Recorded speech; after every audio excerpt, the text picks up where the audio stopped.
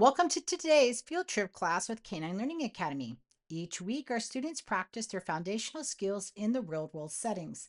And today's destination is the park next to the Park Bench Café, right here in Huntington Beach. When we arrive, pet parents set up stations with a mat, a water bowl, some treats, food, and a couple of toys. The dogs were excited to see their friends, and even in this new environment, they were ready for class with happy, relaxed faces. We began by talking about the zones, the green, yellow, and red.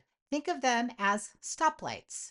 The green zone, your dog is calm and relaxed. Their body is loose, mouth open, breathing steady, and they're ready to process the world around them. Yellow zone, this is the alert zone. This is the caution zone. You may notice faster breathing, panting, ears shifting, and tense muscles. It's a cue to step in before it escalates.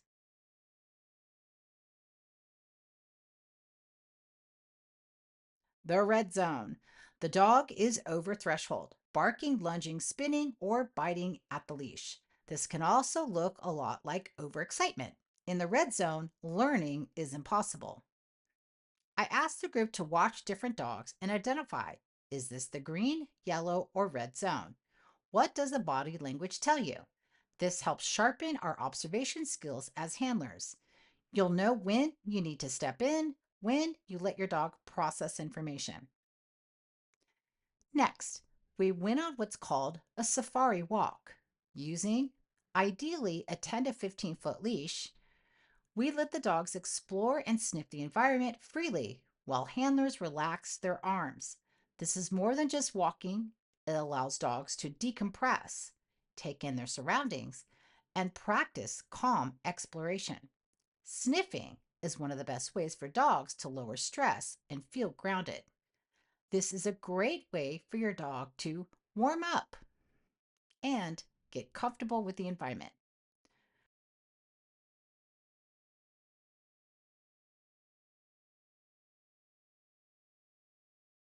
Focus games. After our Sniffari, we shifted over to a focus game. You'll notice I sometimes will treat a dog for no reason. This gets them paying attention to me.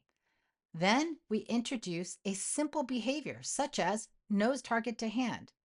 With the cue, touch or nose, the dogs move toward my hand. I mark, reward, even the smallest efforts. This easy skill is a great way to recapture focus in distracting places. It's also a great way to turn your dog on and find out, are they ready? Next, we practice the game Look at That from Leslie McDevitt's Controlled Unleash program. A trigger can be anything exciting or concerning, another dog, a skateboard, a cyclist, or even a squirrel. At first, we mark and reward when the dog looks at the trigger. Over time, the dog learns to look at the trigger and then back at you instead of overreacting.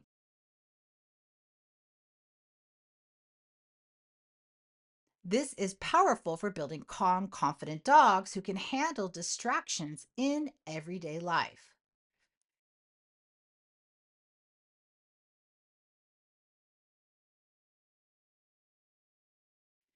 We moved into the shaded area of the park to practice with possible triggers like geese or squirrels. Though today, none of them arrived, but that's okay. This is something you can practice near a dog park, a shopping plaza, or anywhere you can observe triggers from a safe distance. Remember, distance is your friend.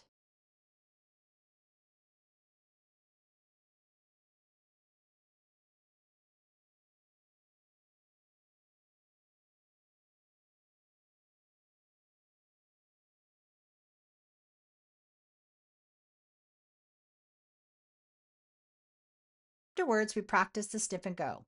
On a longer leash, we let the dogs explore, and when it was time to pass by something distracting, we brought them in closer. Something like, let's go.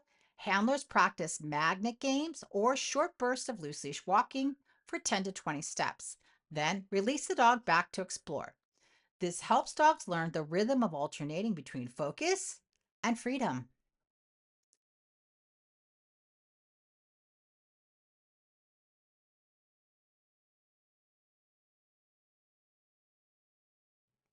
We finished class with a fun pattern game from Leslie McDevitt called the Up Down Pattern Game. With this, your dog's nose points away from the trigger. We placed a treat between their paws. As soon as the dog looked up, we marked and rewarded by placing another treat back down. This simple rhythm helps create calm, predictable focus and reduces stress in busy environments. Your dogs did amazing today. Several people from the cafe stopped by to ask about class because they were so impressed by how well all of our students did in this stimulating environment. Every dog in today's class showed focus, resilience, confidence, and progress. We are so proud of them. Great job, everyone. And we'll see you next week for our next adventure.